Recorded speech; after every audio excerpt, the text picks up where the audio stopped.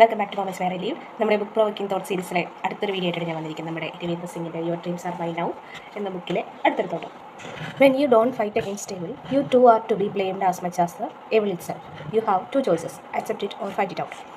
അപ്പോൾ ഇതെന്ന് എനിക്ക് മനസ്സിലായൊരു മീനിങ് എന്ന് പറഞ്ഞു കഴിഞ്ഞാൽ, നമ്മളിപ്പോൾ ഈ പറയുന്ന പൈശാചികത്വത്തിനെതിരായിട്ട് പോരാടിയില്ലെങ്കിൽ നമ്മൾ എവളും തമ്മിൽ പിശാചും തമ്മിൽ വലിയ വ്യത്യാസമൊന്നുമില്ല. ഒരു പിശാചിനെ എത്രത്തോളം നമ്മൾ ശപിക്കുകയും ശകാരിക്കുകയും ചെയ്യുന്നു, അതേപോലെ തന്നെ നമ്മളെ ഈ പറയുന്ന ശപിക്കുന്നുണ്ടെന്നാണ്.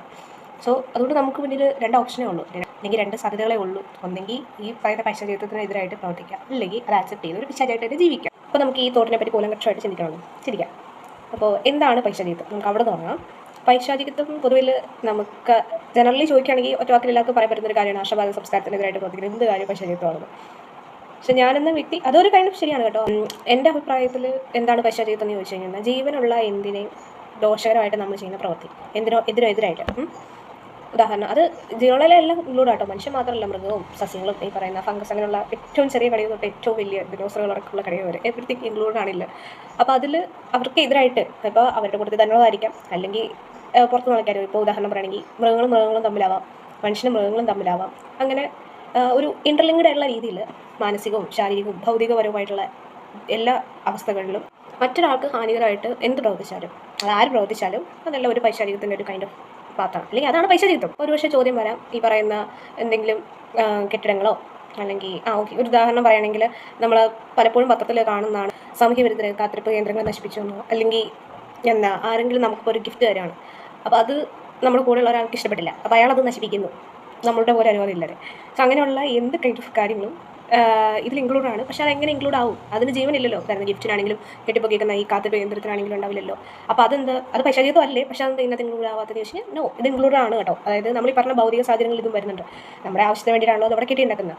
അപ്പോൾ അതിന് ദോഷകരമായിട്ട് പ്രവർത്തിക്കുന്ന എന്ത് കാര്യം ഈ പറയുന്ന പോലെ ഒരു ഈവിൾ സ്പിരിറ്റിൻ്റെ കീഴിലേക്കും വരും. സോ അടുത്ത് നമ്മൾ ഫൈറ്റ് ചെയ്യാണ് ഈ എവിളിനെതിരായിട്ട്. അതെന്ന് പറഞ്ഞു കഴിഞ്ഞാൽ നമ്മൾ സിമ്പിൾ, അത് ചിന്തിക്കുന്നത് ഈ പറയുന്നത് കേൾക്കുന്നതിന് മുന്നേ തന്നെ നിങ്ങൾക്ക് ഐഡിയ കത്തും. ശരിയാണ്, ഈ പറയുന്നത് നല്ല രീതിയിൽ പ്രവർത്തിക്കുക, അതായത് നന്മയെക്കുറിച്ചും കൂടെ ഇമ്പോർട്ടൻസ് കൊടുത്ത് അതിന് കുറച്ചും കൂടെ എയിം ചെയ്തിട്ട് പ്രവർത്തിക്കുന്ന ഓരോ കാര്യങ്ങളും ഈ പറയുന്ന ഇവിളിനെതിരായിട്ട് നമ്മൾ പ്രവർത്തിക്കുന്നതാണ്, അല്ലെങ്കിൽ ഫൈറ്റ് ചെയ്യുന്നതിന് ഈക്വലാണ്.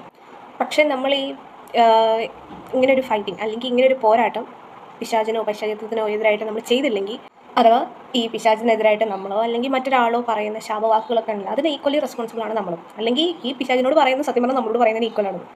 കാരണം നമ്മളിപ്പോൾ ഒരാൾക്കെതിരെ പ്രവർത്തിച്ചില്ലെങ്കിൽ സ്വയമായിട്ട് നമ്മൾ അയാളുടെ താല്പര്യങ്ങൾക്ക് കീഴ്പ്പെടുകയോ അല്ലെങ്കിൽ നമ്മൾ അയാളായി തീരുകയോ ചെയ്യുകയാണെന്നാണ് അതിൻ്റെ അർത്ഥം. ശരിയല്ലേ? നമ്മൾ ഈ തുടർന്നുള്ള തോട്ടിൽ നോക്കുകയാണെങ്കിൽ അതിനകത്ത് പറയുന്നത് നമുക്ക് ഉള്ളി രണ്ട് ചോയ്സേ ഉള്ളൂ. ഒന്നെങ്കിൽ ഈ പറയുന്ന പൈശാചിത്വത്തിനെതിരായിട്ട് നമ്മൾ പ്രവർത്തിക്കുക, അല്ലെങ്കിൽ നമ്മൾ ആക്സെപ്റ്റ് ചെയ്യുക, നമ്മൾ എന്നിട്ടൊരു പിശാചായി തീരുക. നമ്മൾ ചെയ്യുന്ന ഓരോ കാര്യത്തിനും ഒരു റിസൾട്ട് ഉണ്ടെന്ന് എല്ലാവർക്കും അറിയാലോ. സോ ആ റിസൾട്ട് എപ്പോഴും ഒരു പോസിറ്റീവ് ആയിരിക്കാൻ നമ്മൾ ശ്രമിക്കുക. അതായത് നമ്മളിപ്പോൾ ചെയ്യുന്നത് നന്മയ്ക്ക് വേണ്ടിയിട്ടായിരിക്കണം കൂടുതൽ നമ്മൾ കോൺസെൻട്രേറ്റ് ചെയ്യേണ്ടത്. അപ്പോൾ തെറ്റിന് വേണ്ടി നമ്മൾ ചെയ്ത് കഴിഞ്ഞാൽ നന്മ കിട്ടണമെന്ന് നമുക്ക് ആഗ്രഹിക്കാൻ പറ്റത്തില്ലല്ലോ. തെറ്റിനല്ലേ തന്നെ ഒരു റിസൾട്ടായിട്ട് വരത്തുള്ളൂ. സോ അതുപോലെ മറ്റൊരാൾക്ക് ദോഷം വരാത്ത രീതിയിൽ കഴിയുന്നു. ഞാൻ എപ്പോഴും എൻ്റെ വീഡിയോസിൽ പറയാനുള്ള ഒരു ഡയലോഗാണ്, സന്തോഷവും സമാധാനവും പരസ്പരം അങ്ങോട്ടും ഇങ്ങോട്ടും കൊടുക്കാൻ പറ്റുന്ന രീതിയിലുള്ള പ്രവർത്തനങ്ങൾ നമുക്കിടയിൽ നടത്തുക. മൃഗങ്ങളുടെ അടുത്ത് നമുക്ക് പറഞ്ഞ് മനസ്സിലാക്കാൻ പറ്റത്തില്ല. ചിലപ്പോൾ ട്രെയിൻ ചെയ്തിട്ടൊക്കെ പറ്റുമായിരിക്കാം, പക്ഷേ നമ്മളെപ്പോലെ ചിന്തിക്കാൻ ഒരു അമൂല്യ ഗുണം ലഭിച്ചേക്കുന്ന ലോകത്തിലെ ഒരേ ഒരു ജന്മം നമ്മൾ മാത്രമേ ഉള്ളൂ. മനുഷ്യ ജന്മത്തിനാണ് ഇങ്ങനെ ചിന്തിക്കാനും അനുസരിച്ച് പ്രവർത്തിക്കാനുള്ള കഴിവെന്നാണ്. അങ്ങനെയുള്ള നമ്മൾ അതിന് മീൻസ് ആ ഒരു തോട്ടിന് തന്നെ എതിരായിട്ട് ചിന്തിച്ചാൽ, എന്ന് വെച്ചാൽ നമ്മൾ മൃഗീയമായ രീതിയിൽ പ്രവർത്തനവും ചിന്താരീതികളും കൊണ്ടുപോയി കഴിഞ്ഞാൽ പിന്നെ നമ്മളും മൃഗങ്ങളും തമ്മിൽ വലിയ വ്യത്യാസമൊന്നും ഇല്ലല്ലോ. അപ്പോൾ അതുകൊണ്ട് കഴിയുന്നതും നമ്മളെന്ന വ്യക്തിയിൽ ഈ പറയുന്ന ചിന്തിക്കാനുള്ള കഴിവും അതിനനുസരിച്ച് പ്രവർത്തിക്കാനുള്ള കഴിവും ഇൻജക്ട് ചെയ്തതിൻ്റെ ആ ഒരു ഗുണം നമ്മൾ കാണിക്കണം. ഇപ്പോൾ ചോദ്യം വരാം, നമ്മളിങ്ങനെ ഈ പറയുന്ന ഈവിളിനെതിരായിട്ട് ഫൈറ്റ് ചെയ്യുമ്പോൾ സുഖകരമായ കാലാവസ്ഥയാണ്? ഒരിക്കലും ഇല്ല. നമ്മൾ എന്ത് കാര്യത്തിനെതിരെ നമ്മൾ യുദ്ധം ചെയ്യുമ്പോൾ ഒരിക്കലും നമുക്ക് സന്തോഷ സമാധാനത്തിൽ യുദ്ധം പോയി ചെയ്യാൻ പറ്റത്തില്ലല്ലോ. അതിൻ്റെതായ പ്രശ്നങ്ങളും വലിക്കെട്ട് കേസുകളൊക്കെ ഉണ്ടാവില്ല. സോ അതേപോലെ ഉണ്ടാവും. ഇപ്പോൾ ഉദാഹരണത്തിന് പറയുകയാണെങ്കിൽ ഞാൻ പറഞ്ഞ കാത്തിരിപ്പ് കേന്ദ്രത്തിൻ്റെ ആ ഒരു കേസ്, അതിനകത്ത് നമുക്ക് ഈ പറയുന്ന പോലെ ഇവരെ നിർത്തി ഓടിക്കുക, അല്ലെങ്കിൽ അവർ പറഞ്ഞ് മനസ്സിലാക്കി ചെയ്യുന്ന സാഹചര്യത്തിൽ സ്വയമായിട്ടും അതിൻ്റെതായ പ്രശ്നങ്ങൾ ഒരുപാട് ഉണ്ടാവില്ല. മേബി നമുക്കെതിരെ വാണിങ്ങൊക്കെ വരാം, സൂക്ഷിച്ച് നടക്കുന്നതോടെ ഞങ്ങളെ നന്നാക്കാൻ വന്നേക്കുന്നതൊക്കെ പറഞ്ഞ്. അപ്പോൾ അങ്ങനെ ഒരു ഇത് വരാം. ഈ പറയുന്ന ഒരു സുഖകരമായ കാലാവസ്ഥയാണ്, അല്ലെങ്കിൽ നമ്മളിത് ഫൈറ്റ് ചെയ്യുന്ന സമയത്ത് നമുക്ക് സമാധാനം കിട്ടണമെന്നില്ല. പക്ഷേ നമ്മൾ വൺസ് ഈ ഫൈറ്റിംഗ് കഴിഞ്ഞ് ജയിച്ചു കഴിഞ്ഞാൽ ജയം നമ്മുടെ ഭാഗത്തായിരിക്കണം, ഇവിടേൻ്റെ ഭാഗത്തില്ല. ഒരിക്കലും നമ്മൾ വിട്ട് കൊടുക്കരുത് ഈ പൈശാചിത്വത്തിലേക്ക് നമ്മളെ തന്നെ. ഓക്കെ, യുദ്ധമായിരിക്കാം, യുദ്ധത്തിൽ ജയം തോൽവി ഉണ്ടാവാമെന്നൊക്കെ പറയും, പക്ഷേ ഇവിടെ നമ്മൾ തോറ്റു കൊടുത്തു കഴിഞ്ഞാൽ പിന്നെ നമ്മൾ മനുഷ്യനെന്ന രീതിയിൽ ലൈഫ് ഫുൾ തോൽവിയായി പോകുമെന്ന് അറിയില്ലേ, അങ്ങനത്തെ അവസ്ഥയാണ്. സോ നമ്മൾ രണ്ടും കൽപ്പിച്ച് യുദ്ധം ചെയ്യുക, മരുന്നിടത്ത് വെച്ച് കാണാമെന്നുള്ള രീതിയിൽ. ഒറ്റയ്ക്കാവുന്നുള്ള പേടിയൊന്നും വേണ്ട, കാരണം നമ്മൾ നന്മയ്ക്ക് വേണ്ടി ചെയ്യുന്ന ഓരോ യുദ്ധത്തിനും നമ്മുടെ കൂടെ ഒരാളെങ്കിലും അറ്റ്ലീസ്റ്റ് ഉണ്ടായിരിക്കും, അത് ഉറപ്പാണ്.